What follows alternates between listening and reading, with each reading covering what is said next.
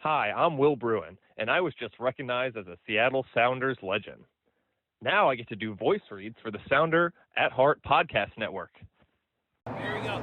Come on! Hey, O'Shan! Let's go! The Seattle Sounders have done it! MLS Cup winners! Here comes Rui Diaz through the middle to crown it for Seattle! The Sounders rule the region! Seattle Sounders is campeón!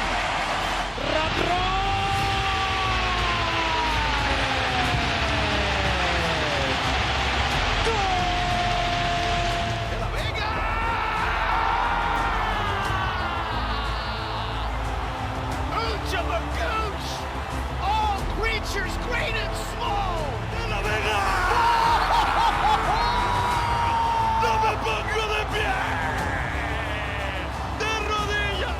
You know, what was the thought process in terms of who you decided to use and who you didn't? Ever since Sounder at Heart wrote a commentary that we didn't take the Open Cup seriously.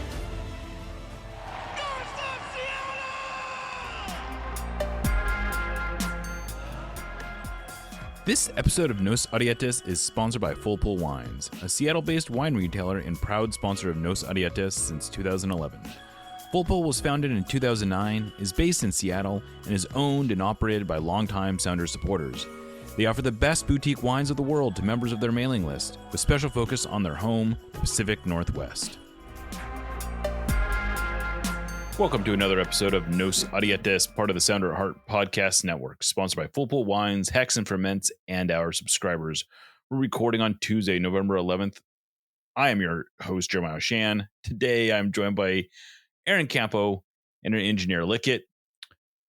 After taking a 2-0 lead, going up a man with a 2-1 lead, and facing a team with almost no history of comebacks, the Sounders seemed all but destined to win Game 3 and advance past Minnesota United. We all know what happened next.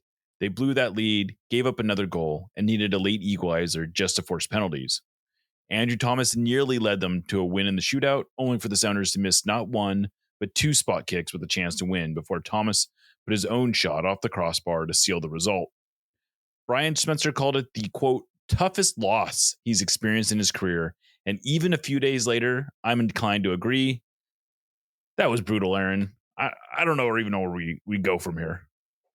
Yeah, it's been a long time since I've been that upset after a Sounders loss. Like a very, very, very long time. Like back to a different version of me as a person, long time. Yeah. And it's just the frustration, I think, for me is just knowing for sure that this team is better than that and is better than I think what we saw at times this season. You know, after last season, after the loss to the Galaxy, it was disappointing and it hurt because I felt like they had a real chance to win an MLS Cup if they got to it. But I couldn't be that upset because the Galaxy were a very good team.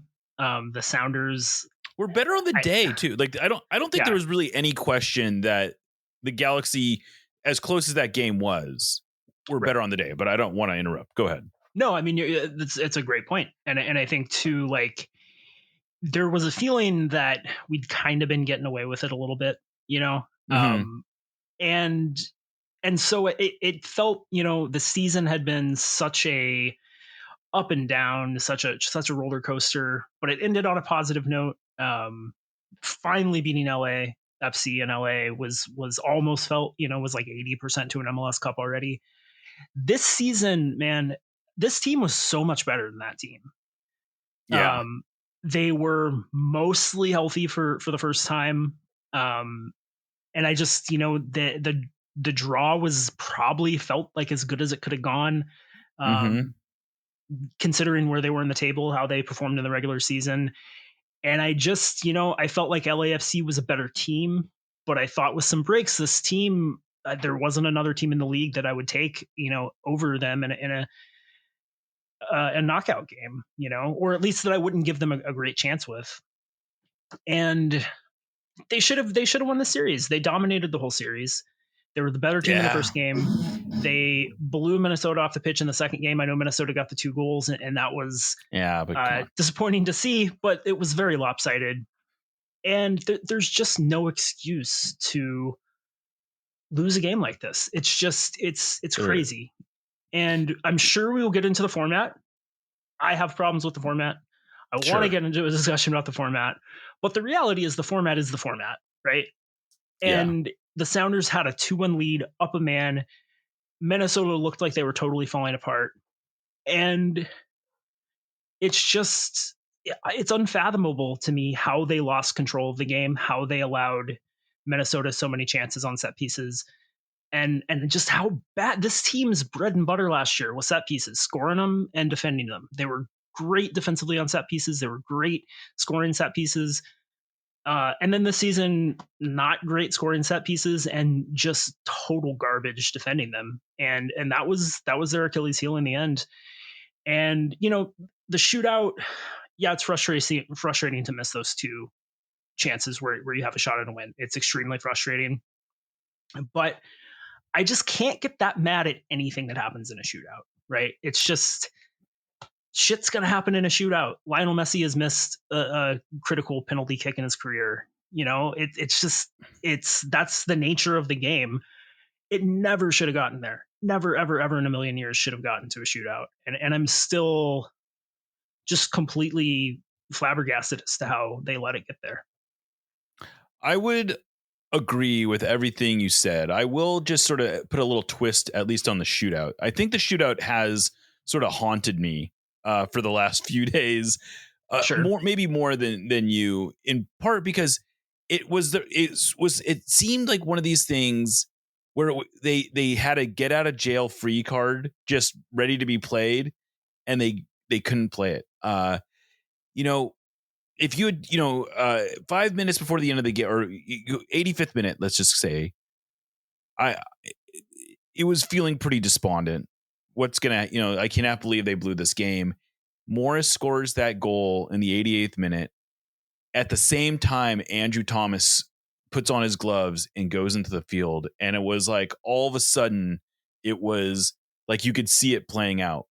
Yeah. You know, all of a sudden, like, as much of a disadvantage as it seemed like the Sounders would be going into a shootout, it all of a sudden felt like Andrew Thomas gave them that hope. Like, just seeing him get on the field was this real inspirational moment for me. Right. It was kind of it was so cool to see Brian Schmetzer just go for it. In my column, I called it one of the boldest moves of his career. And I know some people have quibbled with that because it's like, well, he's just doing what everyone said he should do. I think when has that ever been a reason for Brian Schmetzer to do something? Exactly. And so, I think he sort of went against his gut instincts, and he just, he went for it. And I think he used, and I always hoped that he would have this epiphany where it was, you don't want to question whether or not you sort of emptied the chamber. I think we even talked about this on the last show, and it was just good to see him do it. And honestly, it worked out about as well as he could have hoped.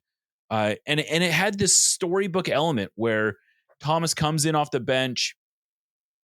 He makes a diving attempt on the first one, and he dislocates his pinky. He dislocates his pinky on the first attempt, forcing it wide. And for a moment there, we see Alex Roldan getting instructions, and maybe Alex is going to come into the game as a goalkeeper. And he's like, no. He tapes it, just tapes, puts it in, slams his finger back in, and then he almost saves the next kick. And then he does save 2 others. Both saves set up a chance for the Sounders to win it on the next kick. The first one, Obed Vargas, which I know a lot of people were annoyed by the whole stutter steps thing. For me, it worked. He this is how he always takes them. He got St. Clair to go the wrong way, and then he just clanks it off the post. Absolutely brutal. And then on the next, then Thomas saves the next one. And I loved this moment. This was a great moment. Dane St. Clair is clearly sort of in panic mode. He's chattering. The ref says, you got to go back to your line. He's chattering. Ref shows him the yellow. He looks totally shaken. Osaze de Rosario has this sort of like grin on his face, like, I got this guy. and then he just like clunks. He absolutely clunks the attempt, and it gets saved. And it's kind of all. And then the next kick, St. Clair is the next. Or I think St. Clair the next one up. I don't remember. It doesn't matter. They win, and it just felt like it was all there. Like they had the whole. It was this epic kind of story, and I am really, and I think really what though ultimately annoys me is that it's impossible. I'm sorry, it's impossible for me to look at that series and feel like the Sounders lost to a better team.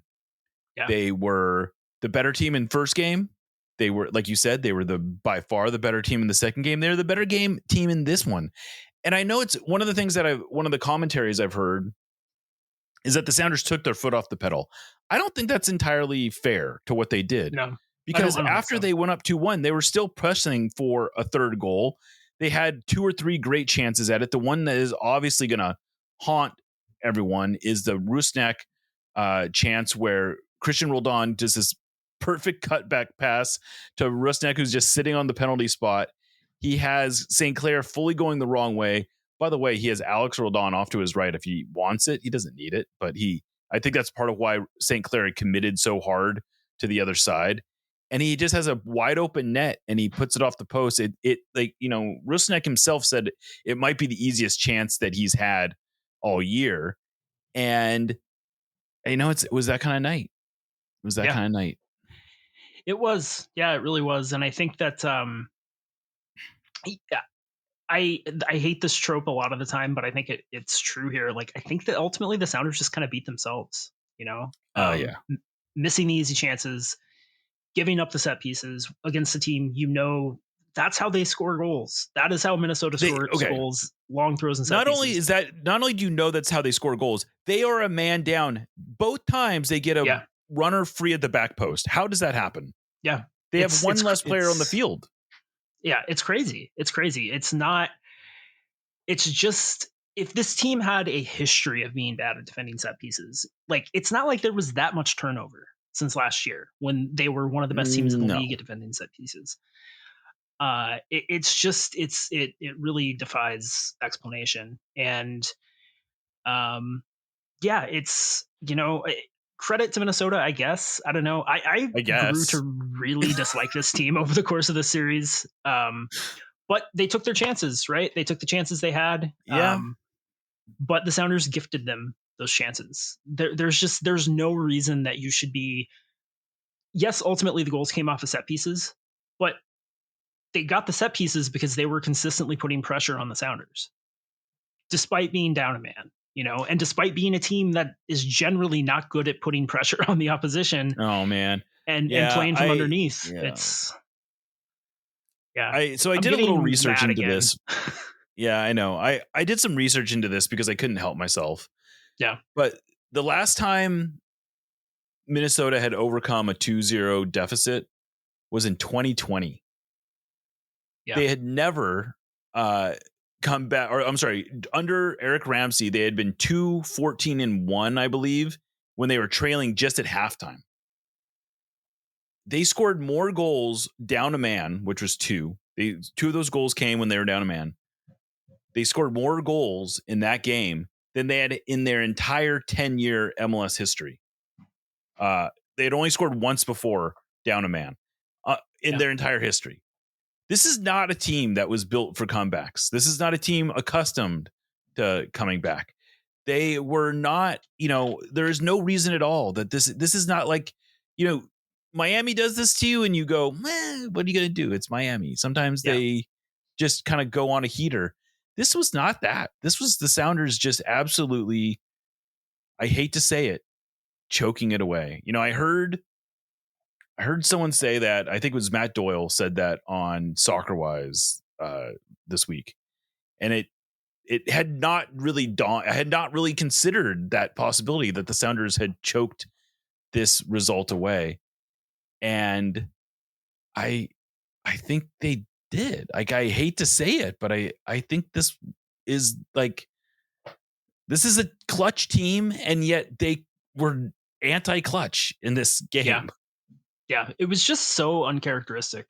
And Yeah. I think that's the thing. I mean, in a way it wasn't, right? Like a lot of the points they dropped this year, this was the first time the Sounders had lost a game that they had been leading this year in any competition. Now, they technically did not lose. That feels important to say. They never win. They ended the game tied, so it wasn't like they. And I feel like that's diminishing their comeback there to take it away. But I understand what you're saying.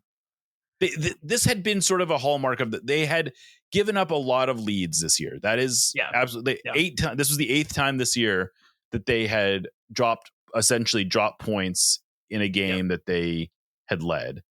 But it puts them that's towards the upper middle of the pack in MLS. Now, to be fair, they do lead a lot more games than some other teams, but they had more opportunities to do that. But yeah, it's just this is the way that they have done it a lot, just giving up these goals where it didn't even really feel like the opposition had to try that hard. Going back all the way to the opener against Charlotte, right? A game that they had completely in hand, and they ended up dropping points because they just gave up a goal kind of out of nowhere that they had no business giving up. And it's just kind of been a continuation, but they have been a big game team that came up in big moments this year, and they did in this game as well. Getting 2 big goals early, getting the one late to tie it up to send it to penalties. But it just never should have gotten to that again. I hate to keep banging that drum, but it's the truth. Yeah. And I think it to your point though, it did sort of illustrate 2 of the big weaknesses of the Sounders this year. And I think Brian Schmetzer, we asked Brian Schmetzer about this throughout the year. The whole set piece defense thing, the whole blowing leads thing were topics that we had talked about a lot. And I think Schmetzer's understandable response was sort of these are veteran players. I kind of trust them to do the basic stuff right. And I know we've done this a lot, but they'll figure this out. I think there was this sense that we aren't this bad defensively on set pieces, and it'll just work itself out. This is like a bad run of poor results, but this is not who we are. And it seemed like he sort of took the same attitude with the blown leads, where you could sort of look at them all as sort of isolated incidents. They happened in different ways.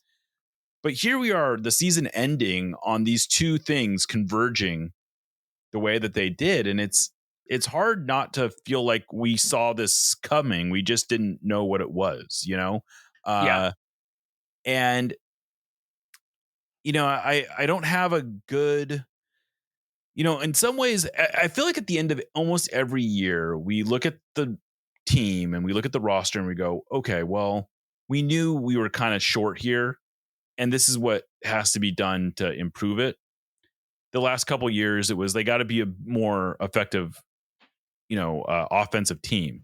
And a funny little thing, the Sounders only scored 3 goals on their way to the conference finals last year.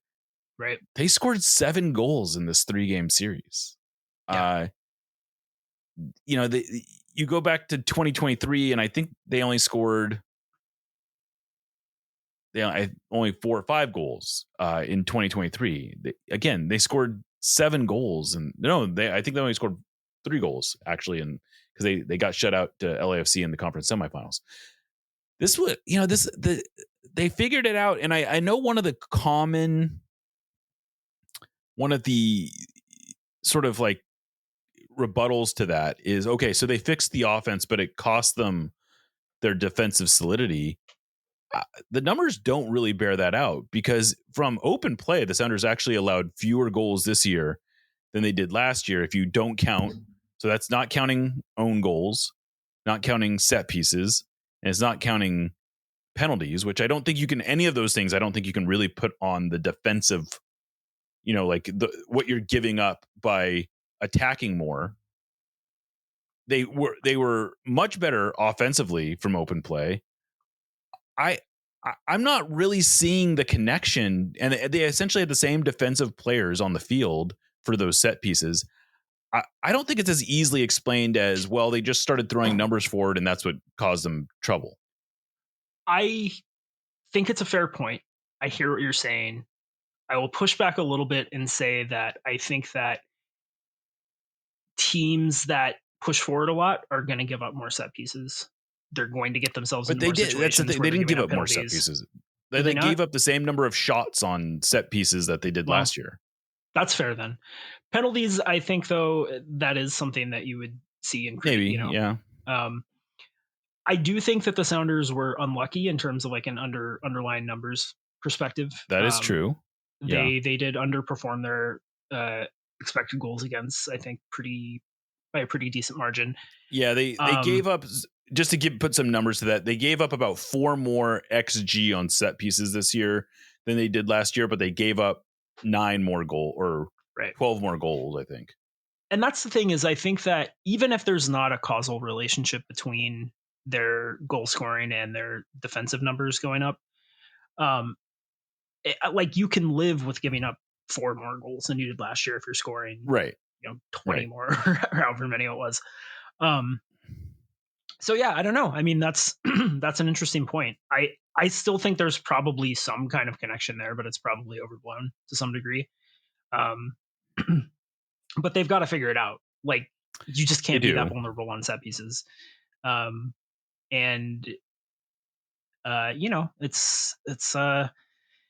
hurt them in the biggest moments. But I do think that now that we have established how disappointed that we are and how I think we've heaped plenty of blame on the Sounders, so nobody can accuse us of making excuses or anything like that. Because I'm not. Yeah, the format is the format. The Sounders took 5 of 9 points in this series, and they outscored Minnesota 7-5 in the series. And Minnesota went through. And I think that sucks. I think that, like, this has been the thing that people have been pointing out as a hypothetical major problem with this playoff format. And this is the first time it's happened. I'm raising my hand right now. Yeah. Yeah, you are. And you should be. Because you called it, the year they introduced this format, like this, somebody could advance without winning a single game. And that's what happened. And, I think that that's worth examining. And I think that I understand that they want more games for Apple, and that's why we've got the 3-game series to start with. Putting aside how much I think that sucks, that is a consideration, or as big of a consideration as it is. Yeah. If you want to have the 3-game series, just do 1st to 5 or 1st to 4 or whatever, whatever it is, right? Yeah. So, well, let's dig into that a little bit. We may as well, right? Yeah. So there's been 2, I think we can call them obvious solutions to if you like, this is accepting the 3-game series as a reality. Like, there's no, like, we can talk about whether it's better than 2. We can talk about whether it's the single game. We don't need to get into the subjective nature of how many games. Let's accept the 3-game series as a reality. There are easy fixes in this. Either you do 1st to 4, where there's no shootouts in the first 2 games. And so if you tie the first one and you win the second one, you advance, or you each tie the first 2 games and you go to a third and it ends in a tie again, then you can have a shootout. So essentially a 1st to 4 format would only allow for a shootout in the 3rd game. Yeah. Or you could do a 1st to 5, where you have shootouts in the first 2 games. And if you win the shootout, you get 2 points. If you lose the shootout, you get 1 point. And then that way, if there's a winner in game 2, and it's not the winner from, if you win the shootout in game 1 and you lose, or if you lose the shootout in game 1 and you win game 2, you still don't advance. You still got to play game 3, but you don't need a shootout necessarily. The only reason you'd need a shootout in game 3 is if you're still equal on points. Yeah. It just sort of devalues the importance of shootouts, essentially. I think there's a third option, and it's actually my preferred, which is you do 1st to 5, but you don't do shootouts until the 3rd game. So if you win the first 2 games, you're through. If you win 1 game and you draw 2 games, you're through.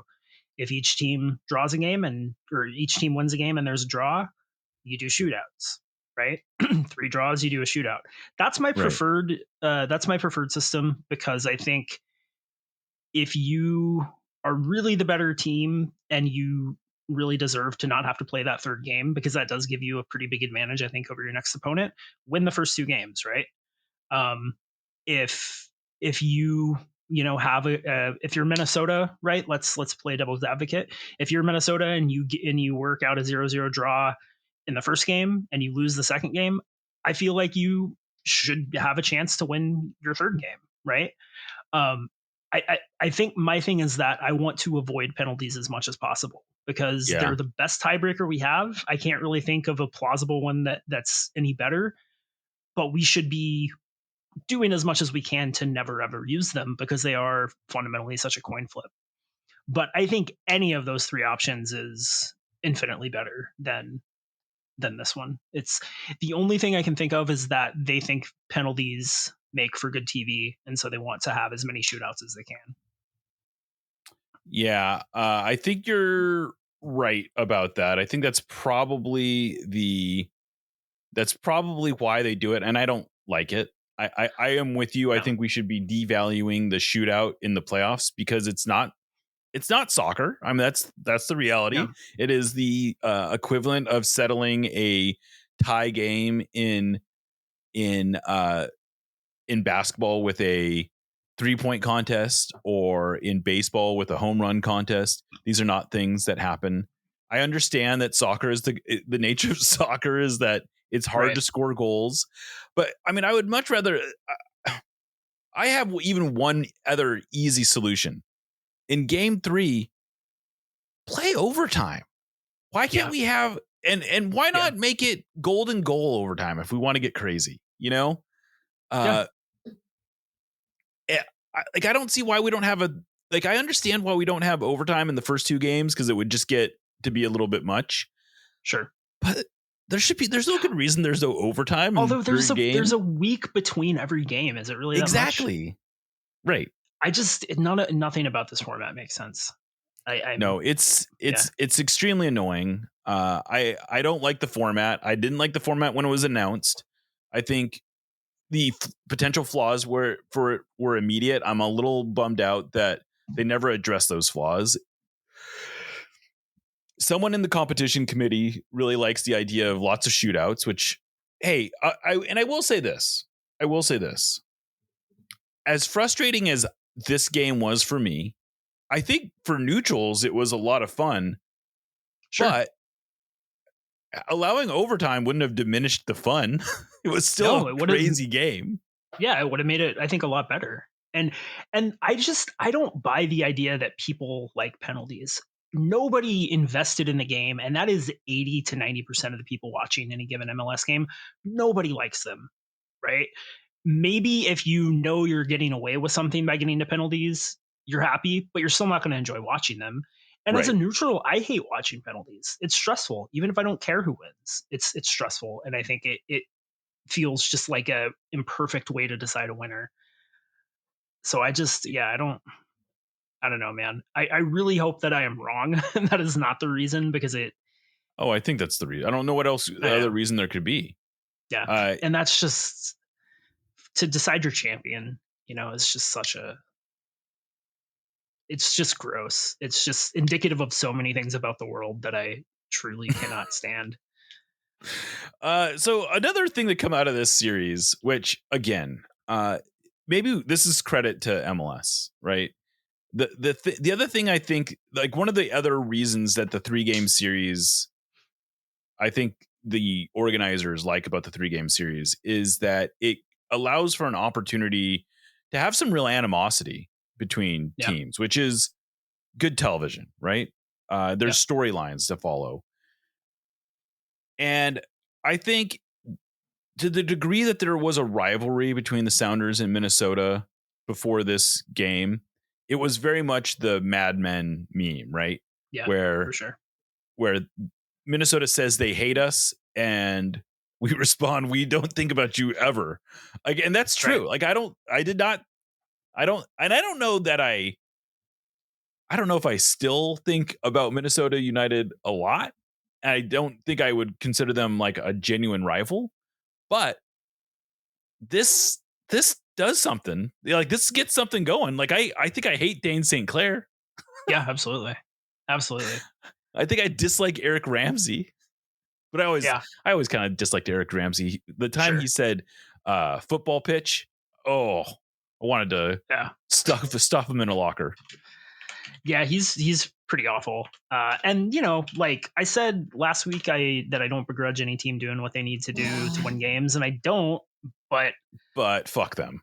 I watched Minnesota United play attacking soccer enough during this series to draw the conclusion that they actually don't need to be doing this shit to win games. They could, they're never going to be a tiki-taka possession team, but they could play soccer and win games. They have some decent soccer players for sure. They do. Yeah, they do. I mean, it was, I think that now that we have been on the other end of a comeback in the playoffs, I understand the animosity from Minnesota's side a little bit better than I did before, I guess. Yeah. And it was sort of it was almost a replay of 2020, a game that I don't know, because no one was there. I don't know that the game lives in the level of lore that it deserves. But in case you need a reminder, in 2020, the Sounders were down 2-0, like in the 80th minute at home against Minnesota United in the Western Conference final, I believe. Yeah. And they got 3 goals to win that game in the last 10 minutes. I think the last 2 of which came in stoppage time. And the Sounders, unfortunately, no one was at this game because it was a closed door game during COVID. But the Sounders rode that into MLS Cup, where they were considered pretty significant favorites, I think, over Columbus Crew. Not because they were necessarily more talented than the Crew, but because the Crew were missing. The Crew got hit by COVID really hard, and we're missing a bunch of players from that game. And then, of course, the Crew won 3-0, which is, I believe, the biggest blowout in MLS Cup history. Not that the Crew fans like to talk about that or anything. And you and I mentioned the whole choke thing earlier in the show. And in my mind, that was maybe the other game that was in contention for biggest choke in Sounders history, because it felt like the Sounders really had that one lined up, and they just didn't even come out to play. Like they were blown out and were never really competitive in that game. And the thing that made me, I think, originally not even consider this a choke was the Sounders played well for a lot of it. Like they obviously jumped out to the 2-0 lead. All 2 of the goals were well taken. It wasn't like they were falling apart. They just sort of collapsed at very inopportune times within the game. But they were on the front foot. They were pressing Minnesota throughout the game. They were, they generated plenty of scoring chances, and it wasn't like they just capitulated. And so that was sort of my reluctance to use that phrase. But when I told you that I was reluctant to hear it, you were shocked. You thought it was obvious. I was. Yeah, I mean, I said, I think after the game that was maybe the most embarrassing result in the history of the Sounders in MLS play, at least. It's certainly up there. And I don't know how else you would characterize it. And it's a loaded term that I know people are reticent to use because it implies something, I think, about it can be used to imply something about the character of the team. And I don't view it that way. I just think like they were up 2-0 and they were up 2-1, a man up, and they lost the game. And I don't know how else you would characterize that. And then again, against the team in Minnesota United, who have the shortcomings and in the coming back space that we've discussed, So it sucks to view it that way, but I just don't know how else you would describe it. I don't either. I think you're ultimately right. And I think the thing that really cements it is the penalty shootout where they had this thing. They had it, and again, I don't want to call any particular player a choker because I don't necessarily think it was It was not one player. It was a collective effort. You could go back and look at, it's like almost everyone who ultimately came up short in this game also came up big. Andrew Thomas makes 2 saves and then is the guy who misses his penalty to seal it. Jordan Morris scores the late equalizer, which is an undeniably clutch moment, and then misses his penalty. Albert Rusnak scores an amazing goal to get the Sounders started, and then misses an absolute gimme to make him go up 3-1. You can just kind of go down the list and find elements of, Obed Vargas also misses his penalty. Without his 2 goals in the first game, or in game 2, they aren't in this position. So you can, Osaze De Rosario misses his penalty. It's his goal in League's Cup final that paves the way for the Sounders to win that one. You go down the list, and there's not easy targets of your individual ire. This is a collective failure, and I think as a collective, it's just an utterly disappointing and almost mind melting type of result, because this is the exact kind of situation this team was built to excel in. These guys had been here. They had success. They were a cohesive unit. They were not supposed to fall apart the way that they did in these moments. No, I mean, it's a veteran team, all these guys have been there before, and they have gutted it out. And we talked, I think, going into the playoffs about how much better we felt about their ability to not have games like this than we maybe would have earlier in the season. And because they had been pretty consistently good defensively and kind of locked things down a little bit. So again, I think it just comes back to, for me, the disappointment is so much that I felt like they were leaving a lot of money on the table. And that's the worst way to feel at the end of the season. Like, whether or not you feel like the whole season was a success overall, holistically, whatever, when you feel like there was more that they could have accomplished and they flamed out like this, it's just hard to, it's hard to accept. I think it's a little easier also when you can look at the team and say, well, they just didn't have big game performers, or they just weren't good enough offensively, or they clearly need improvement at this position. Yeah. And I think what's tough is that in a series like this, there's not obvious fixes. It's sort of like, well, just convert your stupid penalties. How about holding a 2-0 lead? There's no solve for that. That's just, you go up 2-0 in a playoff game, you should win that game. That's not that complicated. No, not controversial, I don't think. No, exactly. So I don't know.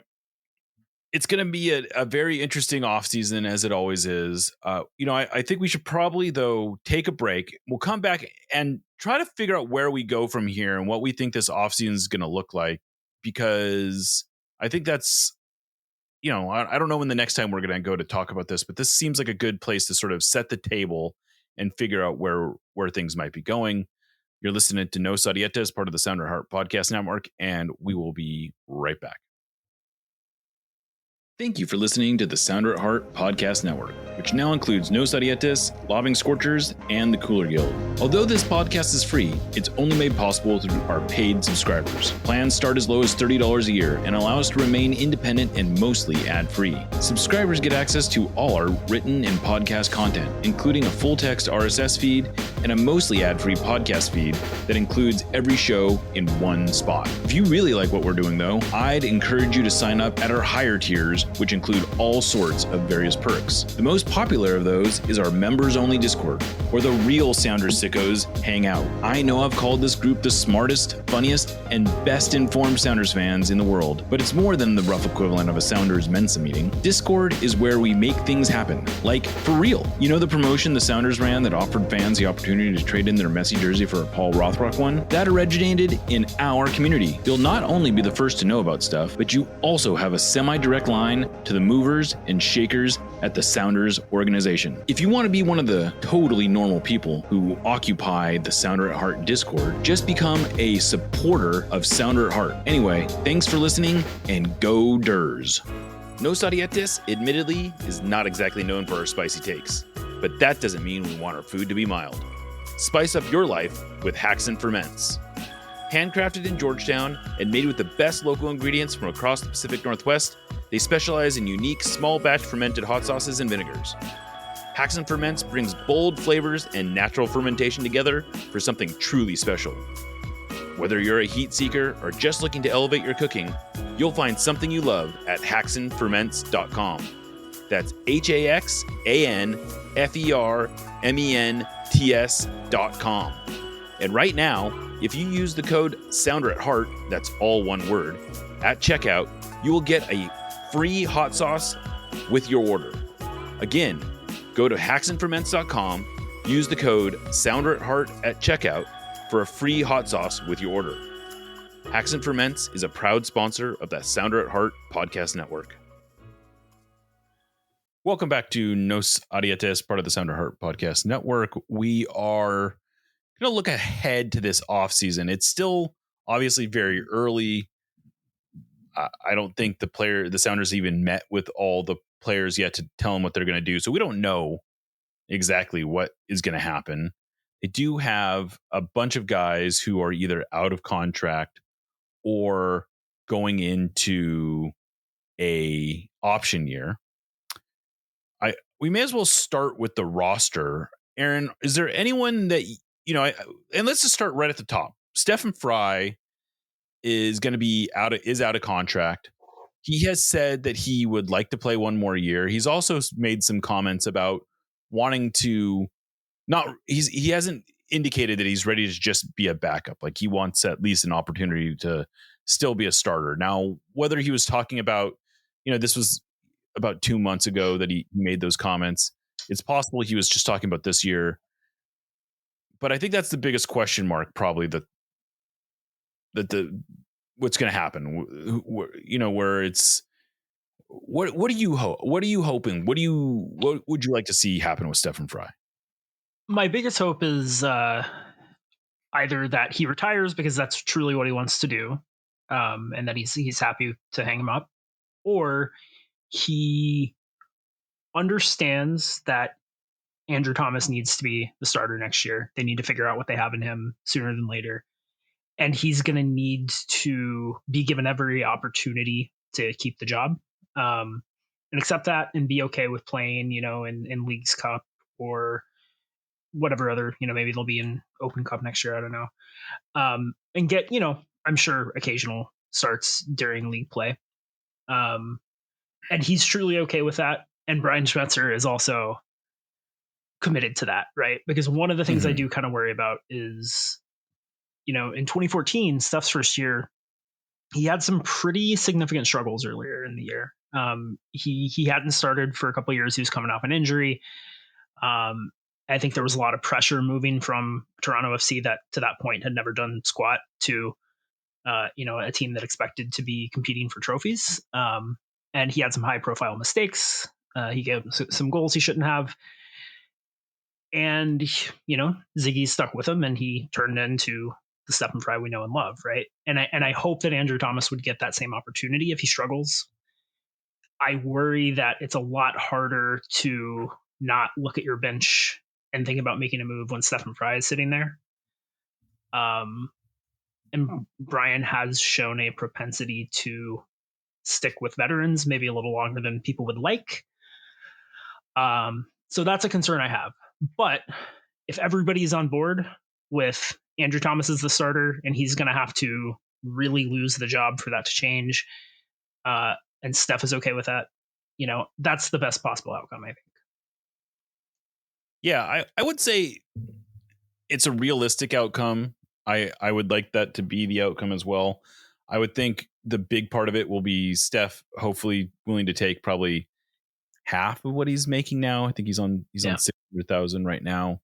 I think he's a perfectly good backup at 300,000. If that's something that he's happy with, I hope that's what happens.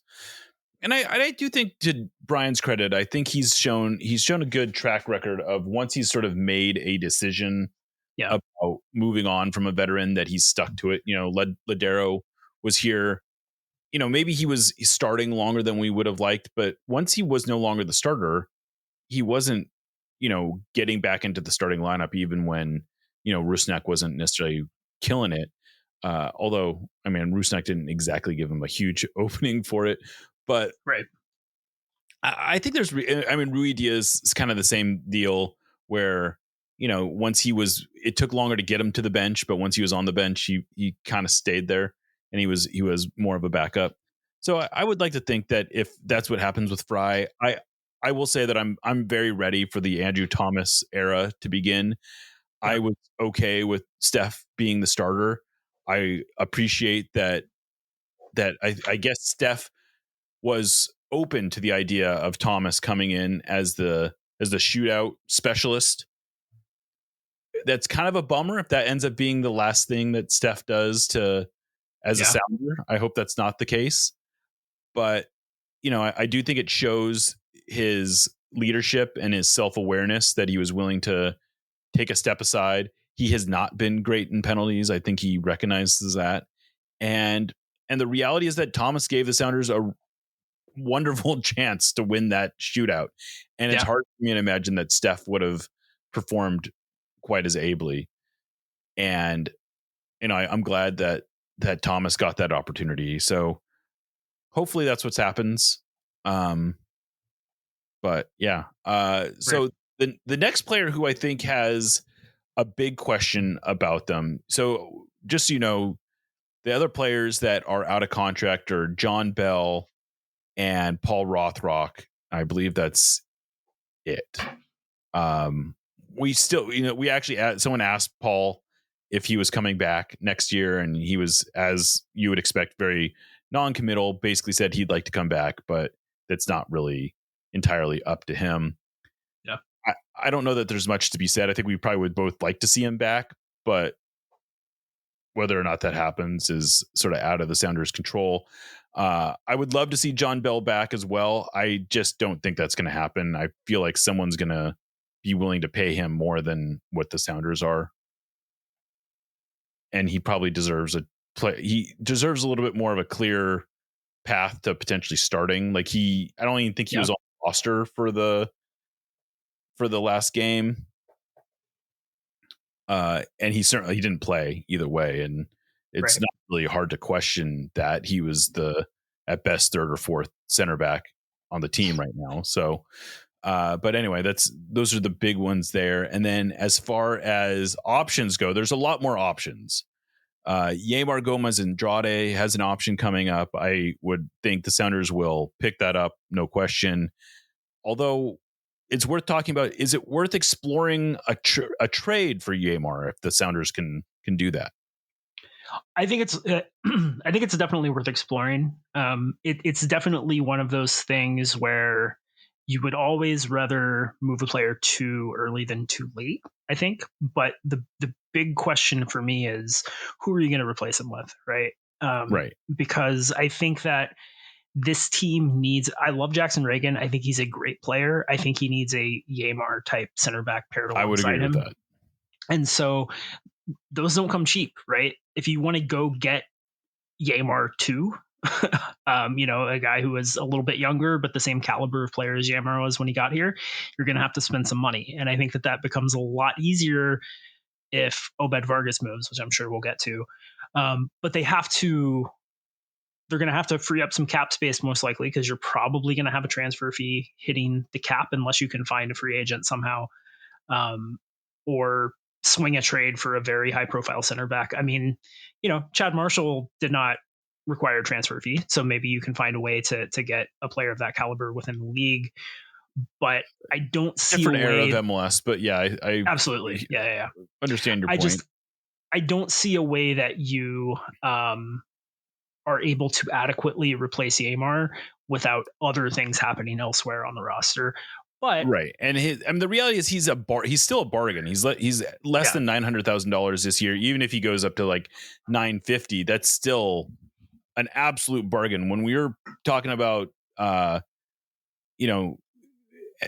center backs getting designated player contracts, there's multiple. I would think on the open market, Yamar is probably a $1.4-1.5 million. He's a TAM player, a high TAM player on the open market, and I would not quite. I mean, if the Sounders, I can understand why the Sounders would keep them, even if there's a temptation to trade him. It's just upgrading at his price point, unless you have, other money that you can spend. New allocation money that you can spend. I think that makes sense. So the next player on an option, Ryan Kent, I have to assume the Sounders are going to decline this option. Almost certainly. He's probably on over $1 million for his option. Yeah. And I think that feels like a no-brainer. But it doesn't necessarily mean he won't be back, I suppose, if they can get him on a lower number, but they would have to be like half. Yeah, I mean, I don't know, man. I don't blame Ryan Kemp for this necessarily, because he just had some really shit luck, but he just didn't show me a whole lot this season. He's a very tantalizing player, but I am not fully convinced that he offers you that much more than Georgie does, frankly. And they have kind of similar skill sets. That's a fair point. You're going to have Paul Arriola coming back. Now, obviously, a player coming back from ACL injury, you can't expect them to be exactly the same as they were right away. But you got to figure he's going to contribute, a little bit more than he did this year, obviously. So I don't know. I just even at $500,000, which I think is unlikely. I feel like he could probably get more money elsewhere.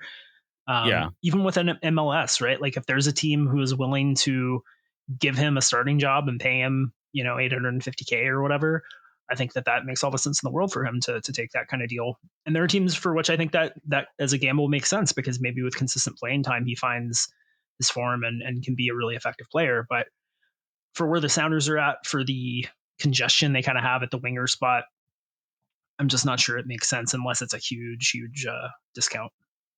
Yeah. All right. Next up, we got Nuhu. He has an option for next year. A couple months ago, I would have said absolutely decline it. I don't know. I'm not I feel like Reed is probably ready to step in. But does that mean I wouldn't like having Nuhu around? I don't know. Right. But it's the same. It's the same discussion as we had with Stefan Fry, but probably more urgent. I would agree. Because I think Brian really likes Nuhu, right? I mean, think he does too. Yeah. Probably the biggest difference between me and Brian Schmetzer is how we feel about Nuhu as a left back. But I he's not a bad guy to have around, certainly. But I would almost, I know that they have explored moving him in the past, and it doesn't sound like there's a huge market for him. So that makes the pick up his option and see if you can move him strategy a little bit riskier. I don't think it would shock anybody to hear that I would prefer they decline the option. I've kind of made my peace with the idea that they will be picking up the option. And, I hope that Reed Baker Whiting gets a real honest crack at that starting spot. Yeah. Next one, Danny Musovski has an option. That's a no-brainer to pick up. But the question is, what do you do with it? Do the Sounders roll with him and Osaze as, backups, or even pairing at times with Jordan Morris? Or do you strike while the iron is hot and move Danny somewhere where maybe he can get a big extension? I think that Danny Musovski is 31, right? And he just put up twice as much XG per 90 as he has ever put up in his career. And I'm sure some of that is down to Sounders style of play. And I do think that he is legitimately a very good poacher, and he's very good at finding spots in the box. I think that he would be a very effective starting striker for plenty of teams in this league who would probably be happy to spend some money on him. So that's what I would do. There's a downside risk there, right? Like, I like Osaze as a player. I think he's the real deal. I think he can be a good MLS forward, but he hasn't shown that consistently. But before the season, neither had Danny Musovski, right? He had always been a guy who put up good underlying numbers and didn't actually put the ball in the net. Dayro has put the ball in the net a few times, so that he's got that going for him. I do think, though, if you move on from Musovski, you probably need to go find another forward somewhere, whether it be a U22 or... Yeah, I think you could maybe go a little bit more project-y, but yeah. Yeah. I don't think Jordan Morris is injury prone the same way a lot of people do, but he's 31 years old. He did have a couple of injuries this year. We saw how, like, before Moose found his scoring form, the Sounders were putrid after Jordan got hurt. And so you don't want to be in a situation like that again. I do think that Jesus can play striker more effectively than he did this year. So you do have that, break glass in case of emergency option. But I do think you've got to find, somewhere else to shore up that depth. But yeah, I'd be looking to move him. It's possible the market's not there, but after the season he had, you've got to I think if you can get $500,000 in GAM for Musovski, I almost feel like you have to move him. And I think he probably would want to go somewhere that's going to give him a longer extension. The Sounders would be crazy, in my opinion, to give him a big extension and keep him around. But that's the thing, right? Is like he's got one contract left that's going to give him like a life-changing amount of money potentially. And he's not going to get that here. And the risk to him is that he just regresses back to his prior form. And when he actually hits full on free agency, he's making less money than he is now. So. Right. So then the next up is Kim Keehee. He's on the veteran minimum right now. I don't know what his option is for, but let's assume his option is close to what he's making now. Do you want to bring him back? I think if Bell is leaving, you kind of almost have to. I would hope that Stuart Hawkins is able to play more next year. And I think if Bell leaving makes that, more of a possibility. I kind of expect them to go find another center back somewhere for depth, though. So I don't know. I certainly don't mind it if he comes back. I guess it depends on whether or not he wants to come back also. But if his option is much more than the veteran minimum, I probably wouldn't pick that up. Right. So Obed is technically still on an option. I think we know his option's already been exercised. I don't know if we could do a whole show on Obed. I think we would both like to see him. I don't know. I would like to. I guess I'd either like to see him move for a lot of money or back. Like those are. I do think he's probably moving on though. And then the rest of the players who are on options are younger players. We can kind of go. I assume both of us. Obviously, Kalani is an easy pickup. Osaze is an easy pickup. And then you've got Jacob Castro. I kind of feel like the Jacob Castro thing is done. I was really disappointed in the way he played at the Defiance this year. Yeah. That's a bummer, but it's, yeah. If you're not, they might not have another third. Like it's possible that there's not a third goalkeeper that they're ready to bring up to the first team right now. True.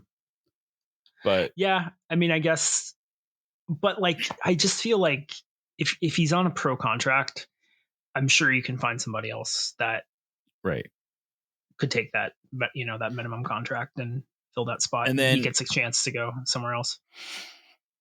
And then Travion Sousa, he is currently on loan with FC Tulsa, who's in the USL Western Conference final. He's starting for for them. He is a left-footed left back. That is something that is not always easy to find. Yeah. He did not play at all for the first team this year, though. I wouldn't be totally shocked either way. I honestly don't know what will happen there. Yeah, I think when guys hit like their mid-20s and they have a decent track record in MLS Next Pro, there are exceptions, obviously. There's a very prominent one who is a free agent going into next season, but I just kind of feel like the best thing to do for them is to let them go find a home and at the USL level, and potentially play their way back into MLS. Yeah, I tend to agree with you there. And then the last one is Leo Burney. I assume he'll be back. I don't see any reason why he wouldn't be, frankly. Yeah. And that's probably, I mean, that kind of lays the groundwork. Is there one thing you'd like to see them add, though? I guess that's a good place to end this. Yeah, I mean, I think that I feel pretty good about the attack. I think that maybe they could improve that marginally or change things up there marginally, bring in a depth striker, whatever it is. A U22, maybe this will be the window. And I think obviously if they move on from Yamar, they have to go make a big signing at center back. But assuming they don't make any of those big moves, right? Yamar is back next year. They don't find a home for him. I think that they need another midfielder. I think regardless of anything else they do, they need another midfielder. And ideally it is a midfielder in the big and nasty vein, because I do think that that's one of the things they were missing this year in their toolbox. Just a guy to come in and close out games that could, be physical, be a ball winner, provide some height on set pieces when needed. Hassani Dotson, I think, is a great example of the kind of player I would like to see them target, although that I think he's probably a little above where they would want to be, from a salary perspective. Now, if Obed Vargas moves and you want to wait until the more advantageous window to find his replacement at central midfield, he's a guy I think you could roll with until then, because he's shown that he's a starting caliber midfielder in this league, previously.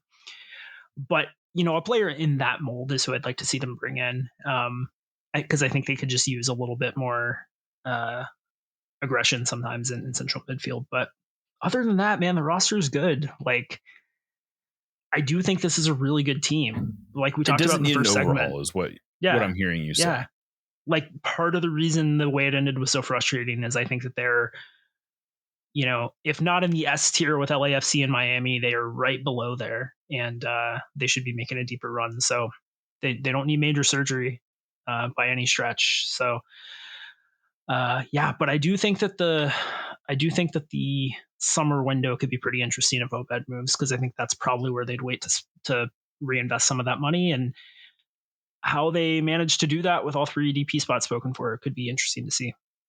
Yeah. One player I forgot to mention, João Paulo, does have an option for next year. I have to assume the Sounders are going to decline that option because it's, he came back on a big discount from last year. It would be tough to bring him back on. He's on 600,000 or so right now. I don't think they could bring him back on that, but I've heard that he might be interested in coaching. I would love to keep him involved, but I think they'd probably need to pick up someone who's, not. He struggled with the injury this year. When he played, he looked okay. It would be a pretty big roll of the dice, though, I think, to bring him back as sort of your only backup 6. Yeah, I think so. I mean, and he looked okay in a few games. He had a couple of appearances where he looked like his old self, and he looked pretty bad in a couple games too. I can't disagree with you there. And all right, well, this is probably a good place to call it for now. We're gonna do another mailbag episode before we sort of go into off-season mode. Yep. There is going to be stuff to talk about. There's this whole thing with the Sounders sale. We didn't even talk about that today, but we'll probably talk about it a bit more as the weeks come. I will also be doing a show with Nico on Friday, so we'll have some more stuff to discuss. But if there's anything, look for the mailbag. Again, if you want to submit questions for the mailbag, you got to do it through our Discord. If you want to get on our Discord, you got to be a member at the supporter level or above. That's $75 a year, but we'd love to have you. The off season is honestly always a lot of fun, especially in Discord.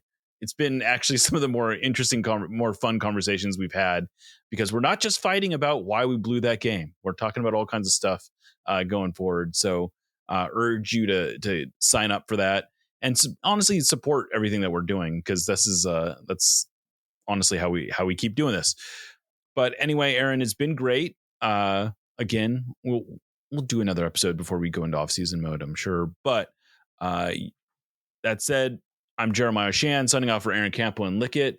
I should also say thank you to our sponsor, Full Pool Wines and Hacks and Ferments, as well as our subscribers. This is No Saudi at This, part of the Sounder Heart Podcast Network. And remember, you'll never get alone.